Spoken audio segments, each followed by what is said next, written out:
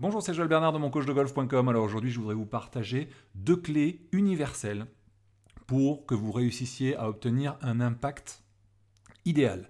L'idée, si vous voulez, c'est que, vous le savez, moi je suis un fan inconditionnel de la personnalisation du mouvement. Je suis convaincu que on doit respecter le style naturel d'un joueur et on doit y greffer tout simplement les principes incontournables du golf, c'est-à-dire ce qui nous permet d'envoyer la balle là où on a envie de l'envoyer et le plus régulièrement possible. Souvent, on me demande pour toi c'est quoi un bon swing et il y a des années je vous aurais répondu c'est un beau swing, d'accord. Pour moi un bon swing c'est Nick Faldo, c'est Tiger Woods, c'est Justin Rose, c'est Adam Scott, voilà, donc des swings entre guillemets classiques. Ok, quand on est un peu un puriste, on adore ces swings-là. Sauf que un bon swing, ça ne s'arrête pas à un swing qui est beau. Et un bon swing pour moi, c'est un swing, comme je vous disais, qui vous permet d'envoyer la balle là où vous voulez, de façon régulière. À partir du moment où voilà, on pourrait dire à la place d'un bon swing, un swing fonctionnel. Voilà. Et si vous observez un petit peu en détail, et au bout de toutes ces années de coaching, ça fait 28 ans maintenant, je peux vous dire une chose, c'est que voilà, à l'impact, tous les joueurs, tous les bons joueurs respectent ces 2 critères, et je voudrais l'illustrer ici avec Gary Woodland. Gary Woodland, en hommage à mon copain Jérémy, qui se reconnaîtra, eh bien, lui applique à merveille ces 2 critères, ces 2 points clés, au niveau de la position d'impact. Et souvent, les amateurs, ceux qui ont du mal à justement obtenir une trajectoire de balle régulière et une frappe de balle régulière, ne les respectent pas. La première chose, au niveau de l'impact, qui est... Alors, il y a beaucoup de critères, hein, mais il y en a 2 qui pour moi sont vraiment essentiels. La première chose, c'est que si vous regardez par rapport à la direction, tiens, je vais vous faire partir la balle pour que vous voyez, la balle part là-bas. Dans le cas de Gary Woodland, son bassin est extrêmement déjà, au moment de l'impact, extrêmement ouvert. D'accord. Là, si vous voulez, la ligne que j'ai tracée qui part vers le pin ici, c'est la ligne de sa hanche droite et de sa hanche gauche. Vous voyez où ça peut partir. Ça part quasiment, dans son cas, pratiquement à 90 degrés de la trajectoire de la balle. Donc ça, c'est une première chose.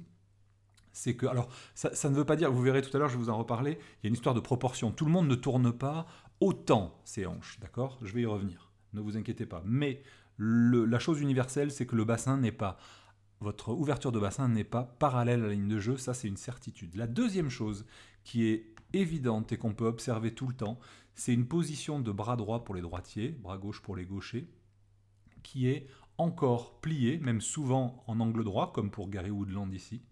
Et donc, moi, j'appelle ça, pour ceux qui ont la formation Parcours Express, j'appelle ça la position de l'enveloppe. Regardez, je vais vous la faire, ma belle enveloppe. Vous la voyez. J'appelle ça la position de l'enveloppe parce que le bras droit, d'accord, le bras droit est quasiment placé ici en angle droit, quasiment, par rapport au bras gauche.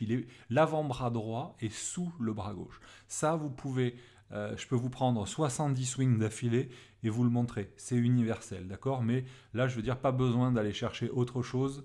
Ça se voit comme le nez au milieu de la figure. Et je voudrais que vous ayez un petit peu cette pensée-là.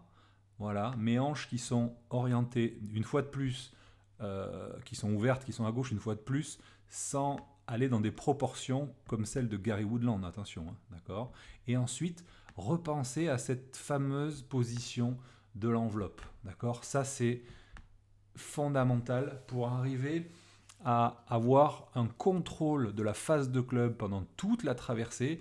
Et Dieu sait si Woodland est reconnu comme étant l'un des meilleurs frappeurs de balles au monde. Et ça y contribue. Cette notion de bras droit qui arrive placé comme ça sous le bras gauche, regardez, voilà, et qui s'étend ensuite. Moi, c'est la technique du piston. D'accord. Alors, je ne vais pas vous faire toute l'intégralité des étapes, puisque de toute façon, on n'a pas le temps de penser à 10 000 trucs en même temps. Mais si déjà vous avez cette sensation d'avoir le bassin ouvert et la fameuse position de l'enveloppe, vous devriez voir une différence. Et d'ailleurs, c'est ce qu'on va voir ce soir. On va voir que eh bien, il y a différentes vitesses de hanches. Vous pouvez avoir des hanches rapides comme Woodland, des hanches intermédiaires, des hanches lentes.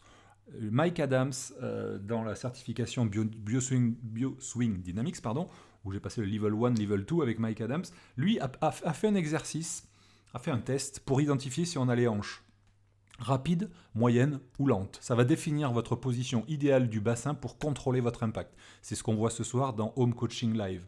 La deuxième chose, on va voir comment travailler votre position de l'enveloppe. Tout ça depuis chez vous, sans taper de balles pour ceux qui ne peuvent pas, pour ceux qui peuvent taper dans un filet, pour ceux qui peuvent taper dans des balles en mousse, etc. Ce sera l'occasion de tester. Vous allez voir, on va faire plusieurs exercices pour définir et pour caler ces positions et puis pour les personnaliser. Vous savez que c'est mon truc, arriver à personnaliser pour respecter les principes tout en respectant votre propre style. C'est ce soir à 19h, comme d'habitude, en passant par votre espace abonné, pour ceux qui ne sont pas encore abonnés. Je vous mets le lien dans la description et je vous mets le lien sur le i comme info.